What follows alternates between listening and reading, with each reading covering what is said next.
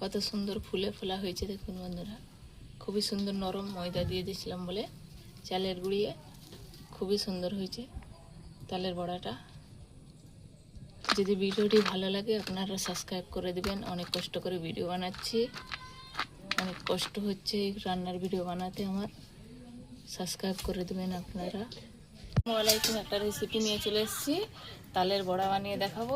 এখানে হচ্ছে চালের গুঁড়ি নিয়ে নিয়েছি, এগুলো চালের গুঁড়ি নিয়ে নিলাম, চালের গুঁড়ি নিয়ে নিলাম। এবার ময়দা নিয়ে নিচ্ছি, এখানে ময়দা দিতে হবে, তাহলে খুব সুন্দর নরম হবে তালের বড়াটা। এখানে ময়দা নিয়ে নিলাম, বের করে নিয়েছিলাম, আগে থেকে বের করে রেখেছি। এবার হচ্ছে দিয়ে দেবো আটার সাথে, দিয়ে চিনি দিয়ে দিচ্ছি তালের বড়ার জন্য। পিউরিটা দিয়ে এবার মেখে নেব, আগে থেকে বের করে রেখেছিলাম, অল্প অল্প দিয়ে আগে মেখে নিচ্ছি এইভাবে।